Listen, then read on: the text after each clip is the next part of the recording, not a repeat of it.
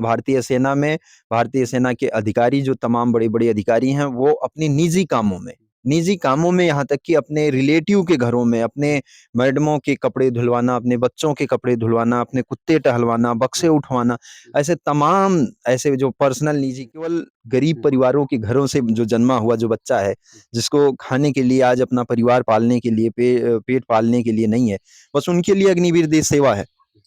देश सेवा तो हर उनके लिए भी होनी चाहिए ना, कंपल्सरी करिए। मैं तो कह रहा हूँ कि यही अग्निवीर अगर आपको अगर अच्छी स्कीम लग रही है, तो आप क्यों ना कंपल्सरी कर दीजिए कि एक रक्षा मंत्री का भी बेटा सेना में जाए और अग्निवीर के माध्यम से देश के लिए 4 साल सेवा दे।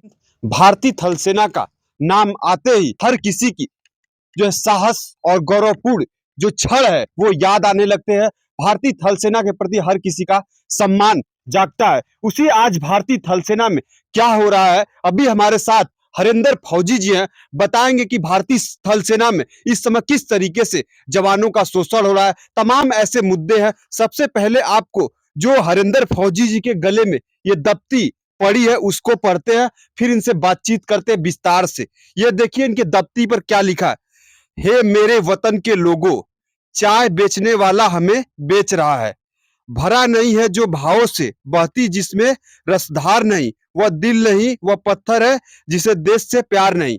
अब मुद्दा क्या है आपको दिखाते हैं। नौकरी नहीं देश बचाना है, अग्निवीर हटाओ, भारतीय सेना बचाओ। भारतीय सेना बचाओ, हिंदुस्तान की सुरक्षा व हिंदुस्तान को बचाओ। भारतीय सेना से सहायक प्रथा बड्डी सिस्टम हटाओ। जवानों का शोषण, हो रही हत्याएं रोको। भारत की मरी हुई मीडिया को आईना दिखाना है। नए भारत को नपुंसक तथा गुलाम बनाया जा रहा है। 400 केजी आरडीएक्स कैसे आया, कोई जवाब दे सकता है क्या? 40 जवानों के शहादत का गुनाहगार कौन था? आपको बता दें जो हरेंद्र फौजी जी के गले में दफ्ती लगी है, यही इनकी मांग है कि किस तरीके से भारतीय थल सेना में जो जवानों का शोषण, अग्निवीर और भी अन्य इनके मुद्दे हैं जो अफसरशाही है, वो सब गले में लटका कर ये चल रहे हैं और ये न्याय का भीख मांग रहे हैं। ये इनके बताने के अनुसार आइए बातचीत करते हैं। सबसे पहले आपको जय हिंद। हर कोई नौकरी करता है जो है आराम से, कौन जो है ये सब आवाज उठा रहा है इस समय? आप क्यों परेशान है? नहीं, नौकरी नहीं करना है सर। देश की सेना में जो जाता है वो नौकरी करने के मंसूबे से नहीं जाता, देश की सेवा करने की मंसूबे से जाता है। और जो नौकरी करने के मंसूबे से जाता होगा वो नौकरी कर रहा होगा, लेकिन जो देश की सेवा करने के मंसूबे से जाता है, देश की सेवा करने के उद्देश्य से जाता है, वो नौकरी की परवाह नहीं करता। क्योंकि देश की जो सेवा करने के लिए गया है, तो वहाँ पे अगर वो अपने प्राणों का बलिदान देने के लिए तैयार है कि नहीं हम अपने प्राणों का बलिदान देंगे, तो वो ये जो भ्रष्टाचार जो तमाम सारी चीज़ें हो रही हैं, जो जवानों की हत्याएँ कराई जा रही हैं, जो तमाम शोषण किया जा रहा, यहाँ तक कि जवानों के साथ तमाम दुर्व्यवहार किया जा रहा और तमाम भारतीय सेना के अंदर जो तमाम भ्रष्टाचार किया जा रहा। आप जो दफ्ती पर लिखे भारतीय सेना बचाओ, तो किस चीज से भारतीय सेना को बचाया जाए? ये अफसरशाही से बचाना है और दूसरा जो अग्निवीर ला करके जो भारतीय सेना को बर्बाद किया जा रहा है, सबसे बड़ा तो पहले अफसरशाही से बचाना है कि अफसरशाही इस तरीके से हावी है कि जवानों की हत्याएं करा रहा है। तो जो हिंदुस्तान की हिफाजत करता है, अगर उसकी हिफाजत अगर नहीं होगी, उसे ही मरवाया जाएगा, तो हिंदुस्तान की हिफाजत कौन करेगा? तो आप जो अफसरशाही की बात कर रहे हैं, जवानों की हत्या, तो क्या अफसर लोग ऐसा कर रहे हैं जो बहुत बड़ा आप आरोप लगा रहे हैं? बिल्कुल, यही तो हम लगातार कह रहे हैं और इसकी जांच कराने के लिए लगातार घूम रहे हैं, रक्षा मंत्री महोदय से मिल रहे हैं, तमाम लोगों से मिल रहे हैं और हाथ में वही जो जो है आप किस चीज की जांच कराने की मांग कर रहे हैं? क्या है कि जैसे मेरे ही केस से रिलेटेड जो जिस तरीके से मुझे अगर दोषी ठहराया जा रहा हो, अगर क्योंकि ये तमाम अभी आप लेट आए हैं, तमाम वीडियो वायरल हो चुके हैं, तमाम चीज़ें, तो उसमें एडीजीपीआई रिप्लाई करता है कि इन दोनों लोगों को हमने निकाल दिया है। 2 जवान जो फ्रेम में दिख रहे हैं, मैं और एक चंदू चौहान करके, और ऐसे तो अभी हम 4 जवान जुड़ गए हैं। तो ऐसे तमाम लोग जुड़ने वाले हैं, लेकिन जो वो बातें कह रहा है कि मतलब एडीजीपीआई की तरफ से जो रिप्लाई आ रहा है कि इनको हमने निकाल दिया, तो वही हम जाँच कराने के लिए रक्षा मंत्री महोदय से कह रहे हैं कि हमें निकाला गया है, किस तरीके से निकाला गया है, किस तरीके से जवानों का शोषण किया जा रहा है, अभी हमें कोई कागज़ात नहीं दिया जा रहा, तो हम किस तरीके से मान लें कि हमें निकाल दिया गया है और हमें अंदर लिया भी नहीं जा रहा, तो आखिर क्या गुनाह है? क्यों हमें देश की सेवा करने से रोका जा रहा? तो ठीक है, अगर आप वहाँ पे आप हमें हथियार पकड़ के देश की सेवा करने से रोक सकते हैं, लेकिन बाहर देश की सेवा करने से आप नहीं रोक सकते। एक अफसरशाही की आपने बात की, तो सेना में किस तरीके का अफसरशाही है? और भी आप जो है बहुत सारे वीडियो में कह रहे हैं कि जो है अफसर लोग अपना निजी काम करवाते हैं, तमाम ऐसे अन्य आरोप लगा रहे हैं, तो वो क्या है बताइए नहीं, ना? इसमें इसमें साफ लिखा गया है कि हुँ, भारतीय सेना से सहायक प्रथा बड्डी सिस्टम हटाओ। हुँ।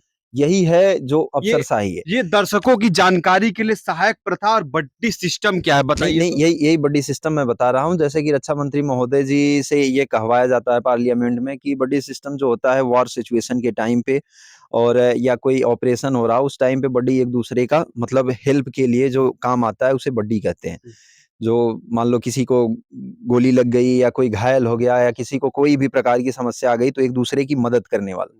लेकिन उस बड्डी सिस्टम का यूज़ भारतीय सेना में भारतीय सेना के अधिकारी जो तमाम बड़े-बड़े अधिकारी हैं, वो अपने निजी कामों में यहाँ तक कि अपने रिलेटिव के घरों में, अपने मैडमों के कपड़े धुलवाना, अपने बच्चों के कपड़े धुलवाना, अपने कुत्ते टहलवाना, बक्से उठवाना, ऐसे तमाम ऐसे जो पर्सनल निजी काम हैं, उसमें हर टेक्निकल ट्रेड का मतलब ये ज़रूरी नहीं कि नहीं वो कौन-सा भारतीय सेना का जवान, वो किसी भी टेक्निकल ट्रेड का हो या जीडी का हो या वो बार्बर ही हो या ट्रेड्समैन हो या किसी भी ट्रेड का हो, वो उनके लिए मायने नहीं रखता। तो इसीलिए भारतीय सेना से बड्डी सिस्टम को हटाना है कि जो भारतीय सेना में देश की सेवा करने के मकसद से जो भारतीय सेना में जाता है, उससे आप इस तरीके का काम करवाते हैं, तो ये औचित्य नहीं है कि वो भारतीय सेना में देश की सेवा करने के मकसद से जो काम करने जाए, देश सेवा करने जाए, उसे आप कहें कि आप हमारे घर का हेल्पर बन के, नौकर बन के काम करें। ये जो आप बात कर रहे हैं कि निजी काम करवाते हैं, कपड़े धुलवाते हैं, तमाम कुत्ते टहलवाते हैं, तो क्या कुछ ऐसा आपके पास प्रूफ है जिससे कि ऑडियंस आप पर विश्वास करे कि हाँ, नहीं ये जवान सही बोल बिल्कुल, रहा है? बिल्कुल तमाम हम प्रूफ़ आपको दे देते हैं। आप इसको चला दीजिएगा, इसी के जस्ट बाद चला दीजिएगा, फिर हमारी बातों को आगे रखिएगा। हुँ, तमाम हम आपको प्रूफ़ अभी दे देते हैं। हुँ। हुँ, तो जिस तरीके से अभी आपका जो बिंदु है अग्निवीर हटाओ, हुँ। तो सेना में अग्निवीर आ जाने से क्या सेना कमज़ोर हुआ है क्या? आप क्या बिल्कुल, मैं लाइव डिबेट आपके माध्यम से अगर मेरी आवाज़ अगर तमाम लोगों तक अगर बड़े-बड़े आकाओं तक पहुँच रही, जो इस पे आज राजनीति कर रहे हैं, अगर उनके तक अगर हमारी आवाज़ अगर आपके माध्यम से पहुँच रही है उनके कानों तक, तो मैं लाइव डिबेट करने के लिए तैयार हूँ। कोई नेता हिंदुस्तान का, जो अपने आप को कह रहा हो भारतीय सेना अग्निवीर ला करके हम मजबूत कर रहे हैं, युवा बना रहे हैं, यंग बना रहे हैं, लड़ने के योग्य बना रहे हैं, उनसे मैं लाइव डिबेट करने के लिए तैयार हूँ। अगर कोई जिसके अंदर हिम्मत हो, जो हो अपने आप को दमदार नेता कहता, लेकिन वैसे आज सच्चाई आपको कहूँ हिंदुस्तान जो अभी कल पप्पू यादव सांसद जी जो हैं, उन्होंने एक वो दिया है कि ये देश है या हिजड़ों की फौज हो गई है। तो मैं उन्हीं के शब्दों में उन्हीं लोगों को सभी को कहना चाहता हूँ कि सच्चाई ये है कि आज ये हिंदुस्तान हिजड़ों की फौज हो गई है। ये इसलिए हिजड़ों की फौज बना दी गई है, इन नेताओं के बारे में कह रहा हूँ, हिंदुस्तान के बारे में नहीं, नेताओं के बारे में कह रहा हूँ।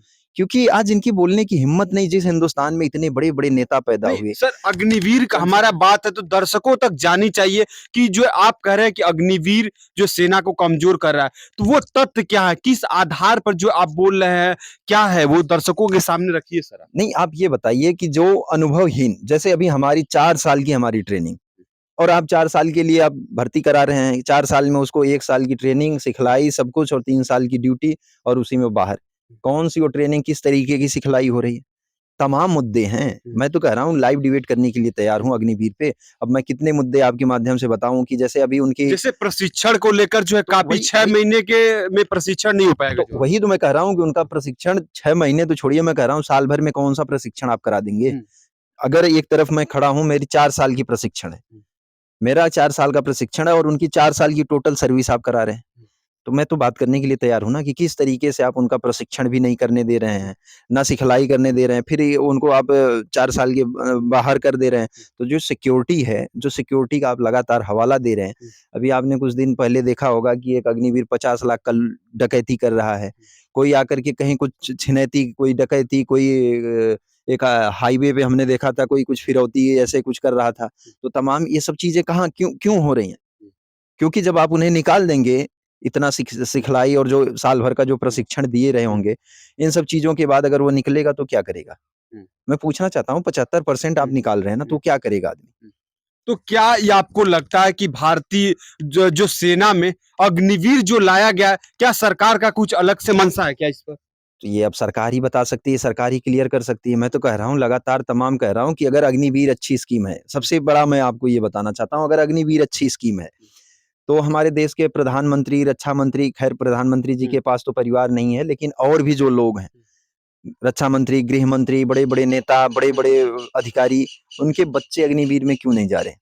किसी का कोई बच्चा दिखा दे कि मेरा बच्चा अग्निवीर में मैं दिया और देश की सेवा करने के लिए मैंने अपना बच्चा अग्निवीर में भेजा है।